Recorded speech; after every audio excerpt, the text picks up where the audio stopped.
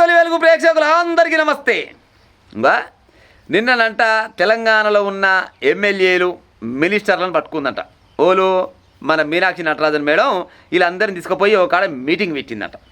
Meeting పెట్టి ఏమంటుందంట వాళ్ళతో అంటే, రెండోసారి మళ్ళీ ఈసారి కూడా కాంగ్రెస్ పార్టీని అధికారంలోకి ఎట్లా తీసుకొద్దాం, ఎట్లయితే ముందల పడతాం మనం, జర చెప్పే ఉపాయం చేయరాదురి, జర ఏమైనా సలహాలు సూచనలు ఇచ్చే ఉపాయం చేయరాదురి అని వాళ్ళని పోయి అడిగిందట. మేడం ఇంత ముచ్చట గాలదాకా ఎందుకు పోయినా, నా వీడియో చూసి సరిపోవు కదా, మీకు పాడైపోను. నేను చెప్తా ఈయన ఫస్ట్. అసలుకి తెలంగాణ రాష్ట్రంలో నియంత పరిపాలన పోయి కాంగ్రెస్ పరిపాలన రావాలని కోరుకురు కదా. ఆ కోరుకున్న దానికి వాస్తవానికి కేసీఆర్ని పక్కకు నెట్టేసి రేవంత్ రెడ్డి వచ్చి కూర్చుని కాంగ్రెస్ పార్టీ అధికారంలోకి వచ్చింది. మరి కాంగ్రెస్ పార్టీ అధికారంలోకి రావడానికి కారకులైన కష్టపడ్డ కార్యకర్తలు కానీ లీడర్లు కానీ ఇవాళ మీ వెనక ఉన్నారా? ఒకసారి ఆ సీట్ల మీద చూడురి. ఆయన కాంగ్రెస్ పార్టీ కోసం కొట్లాడిన లీడర్లు ఎక్కడ పోయిరు, మరి వీళ్ళంతా కొత్త కొత్తలు వచ్చిరేమరా ఆయన అని ఒకసారి చూస్తే మీకు అర్థమై పాడవుతుంది, బరాబరుగా అర్థమై పాడవుతుంది. ఇంకో విషయం ఎమ్మెల్యేలకు మినిస్టర్లకు ఎప్పుడు పంచాయతీలు అవుతుంటాయి కాంగ్రెస్ పార్టీలో. ఎవరన్నా ఎమ్మెల్యే కనుక ఏదన్నా పని చేద్దామనగానే ఎంబడే మినిస్టర్ వాళ్ళ కాళ్ళ కట్ట పెడుతూనే ఉంటాడు. నేను మినిస్టర్ని, వాడు ఎమ్మెల్యే అట్టేట చేస్తాడు నన్ను కాదని అని ఆయన చెప్తూనే ఉంటాడు. ఫస్ట్ ఎమ్మెల్యేల మినిస్టర్లు ఇద్దరు మంచి సోప చేయమని చెప్పి ఉపాయం చేయి. మళ్ళీ పోతే మీరు ఏదైతే హామీలు ఇచ్చిరో, కేసీఆర్ ముచ్చట తర్వాత చెప్తా కానీ, మీరు ఏదైతే హామీలు ఇచ్చిరో 420 హామీలు ఏమి ఇచ్చిరు కదా, కనీసం వాళ్ళ 200 తీర్చే ఉపాయం చేయరాదురి, 200 అమలు పరిచే ఉపాయం చేయరి. బరాబరుగా 2 సార్లు కాదు, 4 సార్లు కాదు, 10 సార్లు కూడా మీ తెలంగాణ రాష్ట్రానికి కాంగ్రెస్ పార్టీ ముఖ్యమంత్రి అవుతారు. పోయి కాంగ్రెస్ పార్టీ అధికారం అవుతుంది, పక్క అవుతుంది. మరి చేస్తుండొచ్చునా? మీరు ఏమేమి హామీలు ఇచ్చిరు? అదేంది మన రాజీవ్ యువశక్తి అని చెప్పిరు. రాజీవ్ యువశక్తిలో ఇప్పటిదాకా ఏ యువకులకు మీరు అది ఏది లోన్లు ఇచ్చిరో చెప్పే ప్రయత్నం చేస్తారా? ఎంతమందికి లోన్లు ఇచ్చిరు? ఒకటి రాజీవ్ యువశక్తి అట్ట పోయింది. మళ్ళీ పోతే ప్రతి మహిళకో లేకపోతే ఇంట్లో ఉన్న వాళ్ళ మహిళలకు కానీ 2000 2500 రూపాయలు ఇస్తామని చెప్పిరు. మరి ఎంతమందికి ఇచ్చిరు 2000 2500 రూపాయలు? జరగ లీస్ట్ చెప్పే ఉపాయం చేయి, ప్రతి ఒక్క మహిళ మీకే ఓటేస్తుంది, మళ్ళీ మీరే అధికారంలో ఉంటారు. మళ్ళీ పోతే ముసలోళ్ళ పింఛన్లు, మరి మీరు అధికారంలోకి వచ్చి దగ్గర ఇప్పుడు 3 ఏళ్ళకు వచ్చింది. ఈ 3 ఏళ్ళల్లో ఎంతమంది ముసలోళ్ళకు కొత్త పింఛన్లు ఇచ్చిరు? అది లిస్ట్ బయట పెట్టి ఉపాయం చేసి ప్రతి ఒక్క ముసలోళ్ళు మీకే ఓటేస్తాం.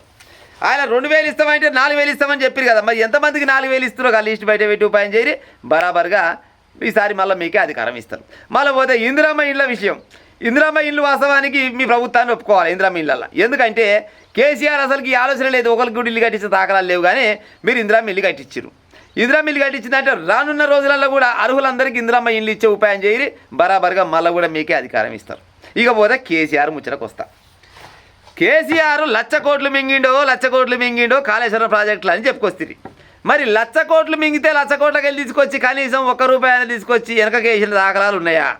ఉంటే చెప్పే ప్రయత్నం చేయరి.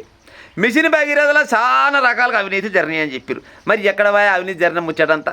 ఓఆర్ఆర్ చుట్టూన్న భూములు మొత్తం నాశనం చేసాడు కేసీఆర్ అన్నారు. మరి ఎన్ని భూములు గుంజుకొచ్చి గవర్నమెంటే కలిపారు?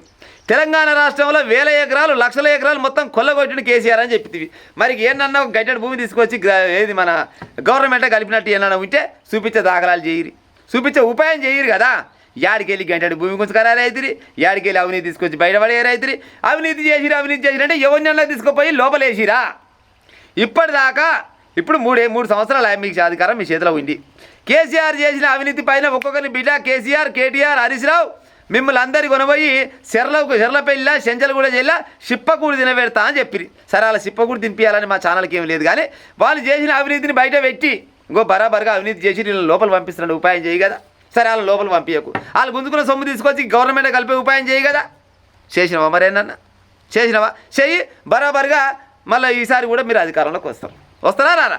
మళ్ళీ పోతే కార్ల పంచాయి ఏమాయ, టానిక పంచాయి ఏమాయ, మళ్ళీ పోతే అది ఇంకేం పంచాయి ఉంటే సెల్ ఫోన్ల పంచాయి, ఫోన్ ట్యాపింగ్ల విషయం పైన ఎట్టింటారు రాబాయి? సిగ్గు తప్పి శరం తప్పి భార్య భర్తలు మాట్లాడుకుంటారు, లవర్స్ మాట్లాడుకుంటారు, అన్నదమ్ములు మాట్లాడారు, అక్కజలు మాట్లాడుకుంటారు, 12 రకాల ముచ్చట్లు మాట్లాడుకుని మీరు ఎట్ట ఉంటారు? ఈ ఫోన్లు ఇన్ని రోజులు మొత్తం కొనవి లోపలేస్తాయి. ఎవరినన్నా లోపలేసినవా? వాళ్ళకి పోయి లోపలేసిన వాళ్ళకి ఏం శిక్షలు పడే? మరి ఏడు ఆయనే పెట్టి ఎల్లమ్మకొక్క పొద్దున్నట్టు పాడైపోను. మళ్ళీ అధికారంలోకి ఎట్లా తీసుకొద్దామంటే ఇవన్నీ తీసే ఉపాయం చేయి. ఇవన్నీ మీరు ఏదైతే హామీలు ఇచ్చిరో 420 హామీలల్లా 210 హామీలు అమలు పరుచు కాదు, కనీసం మొదలన్న పెట్టిరా, మొదలు పెట్టిన పెట్టురి.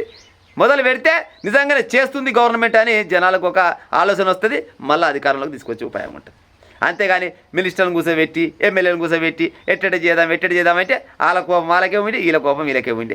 తెలంగాణ రాష్ట్రంలో కాంగ్రెస్ పార్టీ అధికారం రావడం కోసం చాలామంది కార్యకర్తలు ఉద్యమకారులు ఎన్నో రకాలుగా దెబ్బలు తిని ఎన్నో రకాల కేసులు పెట్టుకొని ఉన్నోళ్ళు ఇవాళ ఎవరైనా మీ పక్క పోయి కూర్చుంటురా, మీ పక్క పోయి వాళ్ళని కూర్చుంటే అరే బరాబర్గా ఆయన కుట్లాయినోనికి ఇలా మనం సీట్ ఇచ్చినాం, అధికారం ఇచ్చినాం, లేకపోతే ఇంత ఏమన్నా పని కల్పించినామని ఆలోచన ఉంటే వాళ్ళు మళ్ళీ రేపన్నాడు కూడా అధికారం తీసుకొచ్చే ఉపాయం ఉంటుంది. మరి ఎంతమంది ఉన్నారు ఇవాళ?